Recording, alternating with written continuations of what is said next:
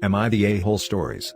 Am I the a-hole for choosing my adoptive family even after my bio parents spent ages trying to find me? I'm 15, female in a small town in Idaho.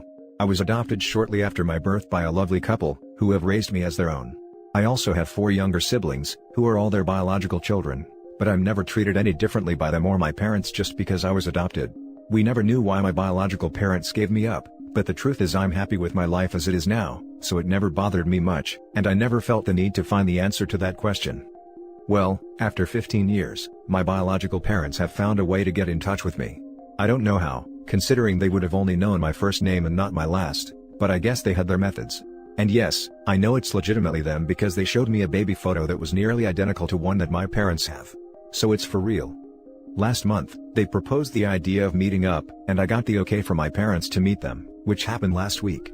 They were really nice, took me out for lunch, and we talked about how my life was.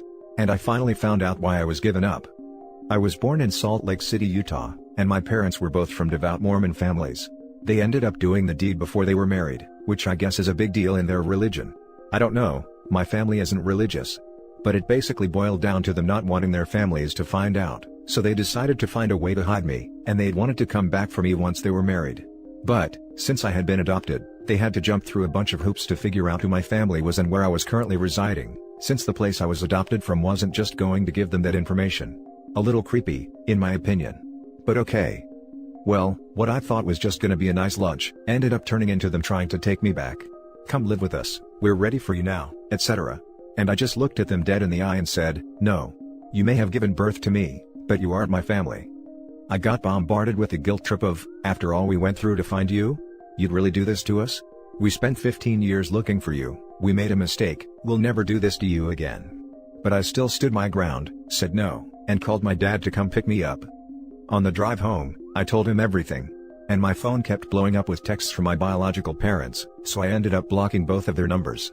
But in hindsight I'm feeling a little bad. Blocking their numbers may have been an extreme move on my part, and I felt bad for how seriously they wanted to take me back, especially after hearing about how much time they spent looking for me. But at the same time, they're practically strangers to me. I don't know.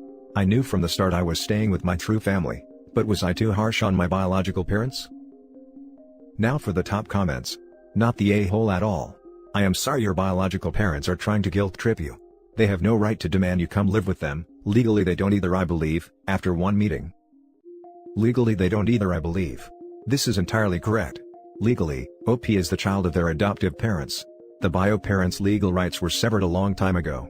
Typically, adopted children are even issued new birth certificates with their adoptive parents' names on it.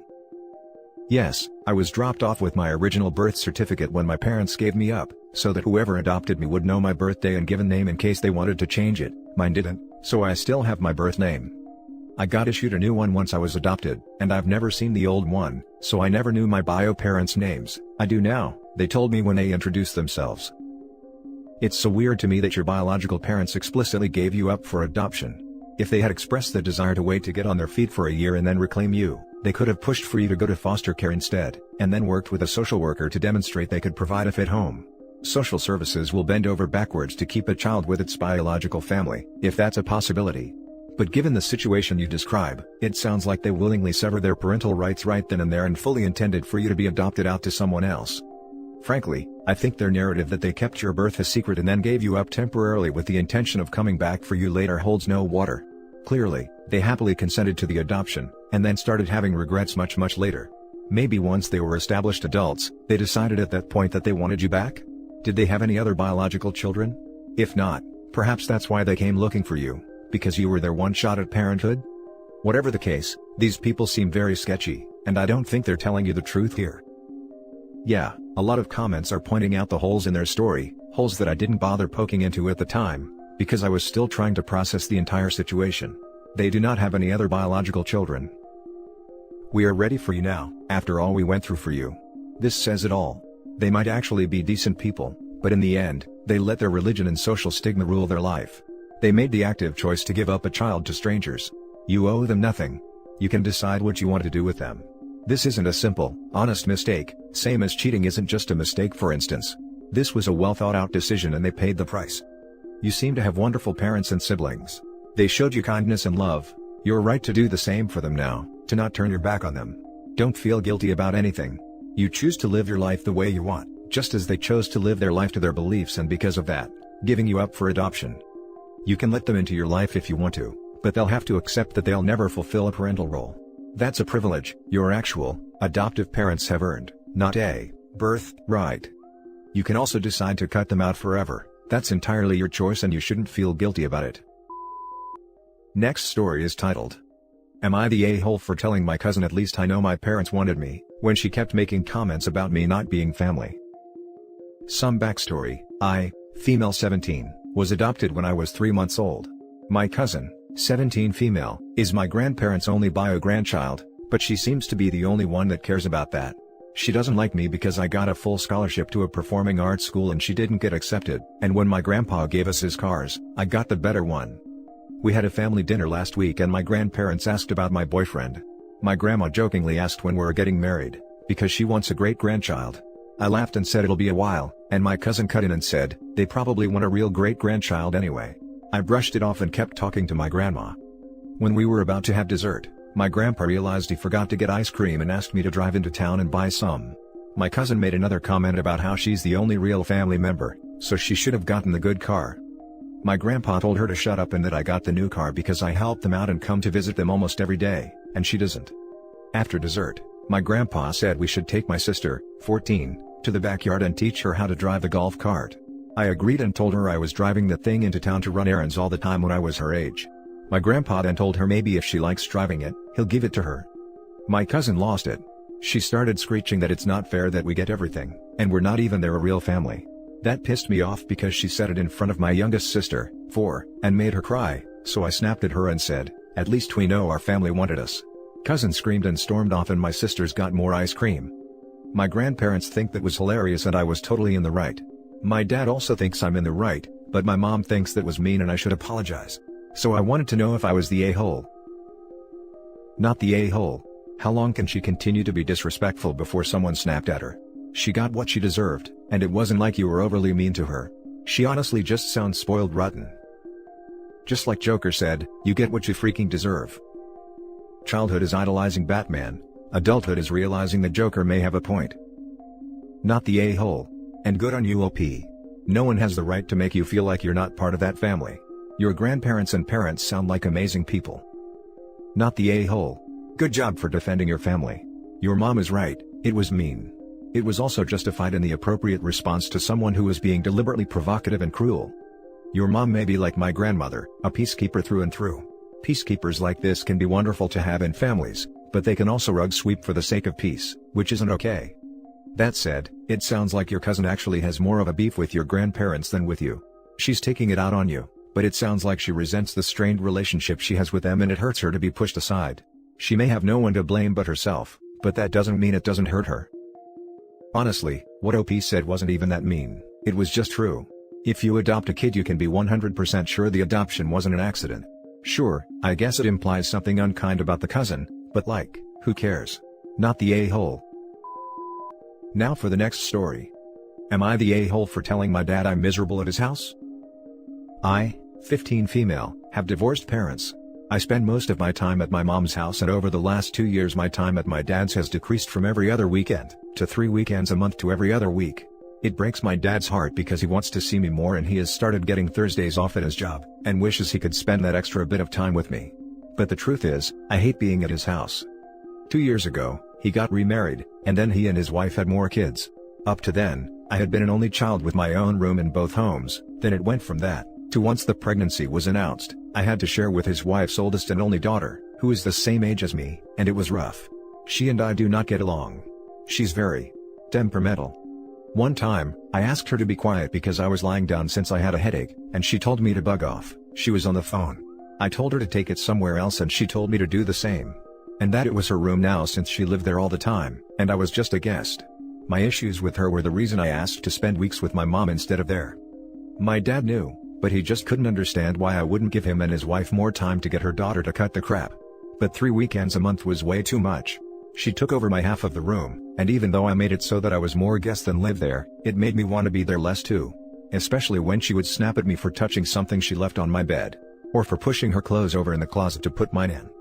At Christmas, My dad asked me about increasing my time at his house, and I told him I honestly wanted to decrease it. He asked me why. Was it because of my stepsister? And I told him honestly, that I am just miserable when I'm at his house. I don't have my own space. I have to deal with sharing a room with her. There are so many people now, his wife, her 3 kids including the daughter, my 2 little siblings, and the house isn't huge. It has 4 bedrooms, so there is no more space for me. And whenever I'm there, I wish I could go back to it being just as that it is so much easier when I'm there less because I don't spend all the time wishing I was home. My dad was upset. He told me I should have said something sooner. That he could have helped me come around better if he had known how miserable I was. He told me they're my family now. That I need to speak to someone so I can see the good in it. I told him I didn't think I could do that and actually stay in the house more than I already do. Which he told me was me not trying. Then he said I could have always made more of an effort with my sister, and when I made a face, he told me I was acting like a kid, which he knows I am, but he would hope I would be mature enough to accept that they are all my siblings now. Then he got mad about me feeling how I do, and things have been tense ever since. Am I the a-hole? Now for the comments. Not the a-hole. I think you should remove whatever things you have in the house and only visit your dad during the day. Not the a-hole.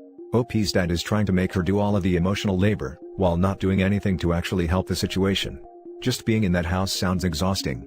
The post doesn't explicitly state it, but I wouldn't be surprised if 1. OP is coerced into being childcare for her younger half-siblings, and 2. Stepmom always takes her children's sides over OP. Not the a-hole, OP, and don't let your dad guilt trip you. You may be acting like a kid, but you're a kid, and your dad's version of being mature is trying to make you knuckle under to make his life easier, without regard to your mental health. Stick to your guns, and as above commenter says, only visit during the day. Not the a-hole. If I'm doing the math here, there are 8 people in a 4-bedroom house. You are being forced to share a room with a rude person not of your choosing. I can't really wrap my head around him not grasping that you might have a problem and feel unwanted in his house after he gave your room away. I would think that is pretty obvious. Honestly, they had no business having more kids when there clearly wasn't room for them. Giving up your room was not a viable option. He made those choices. He needs to grow up and stop blaming you because he's facing the consequences of his choices. Now for last story. Am I the a-hole to telling my wife to stop calling herself a mother? My wife and I have been together for 5 years and married for 3. I'm 26 and she's 25. Before we got together when she was 17, she was with someone else and she got pregnant. She lost that baby at 32 weeks, due to the baby contracting a lung infection and dying. It sucks and is tragic, and she visits the baby's grave every year on the anniversary of its death. I have no problem with that. When people ask if we have any kids, I say no, and she says she had a baby but it passed away. It makes people really uncomfortable, and we've talked about how not everyone needs to know about her dead kid. Our issue arose when yesterday, which was supposed to be her due date, she went and got a tattoo of the baby's handprints and the name she gave it, which she had been talking about for years and I was always reluctant for her to do. It seems kinda trashy, but I don't like tattoos in general, and posted it on Facebook with a big long caption about how, even though she wasn't his earthside mother for long, he taught her so much, and how being his mother was the greatest gift she could ask for. I told her to stop calling herself a mother and posting depressing stuff on Facebook. It was almost a decade ago and she's still holding on to it. What is she going to say when we have kids? That she has this many kids alive and this many dead? She told me I was being an insensitive d-head, and it's no different than if her baby died at 6 months old. She still held it, fed it with her body, loved it and created a space in her world for it. She hasn't talked to me since yesterday and slept in our guest room. I feel like she needs to get over it because it was almost 10 years ago and she's acting like it's fresh. Am I the a-hole? The baby didn't die in utero or was stillborn. It was born, developed a lung infection and died like 5 days after it was born. You're the a-hole. Let me paint a picture for you. At 32 weeks, your wife may have been given the option to induce labor and try to save the preemie baby. That baby very well could have lived. At 32 weeks, if the baby died in utero, your wife packed a bag and went to the hospital to deliver a baby she knew was gone. A nurse would have asked her if she wanted to hold the baby or if she wanted a picture to keep. Depending on the state she lived in, she had to have a birth certificate issued. She had to decide whether to donate, cremate or bury her baby's body. At 32 weeks, that baby had a name. A crib. A car seat. Blankets. Tiny socks. At 32 weeks, even strangers on the street would have asked about her baby and when she was due. Your wife experienced the hardest and most heartbreaking parts of motherhood. Just because her child is no longer with her doesn't mean that she isn't a mother. Added after reading OP's comments.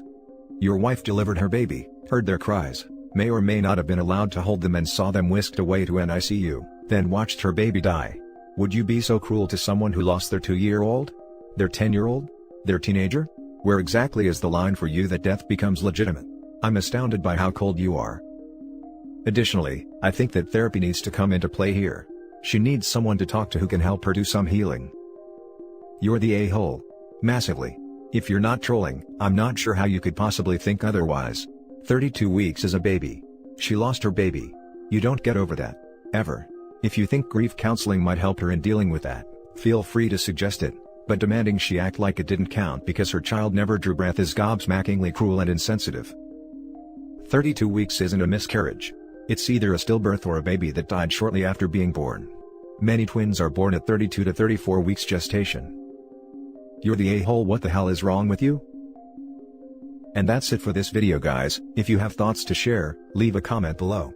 Don't forget to hit like and subscribe if you like this content. I'll catch you in the next one. Good day, everyone.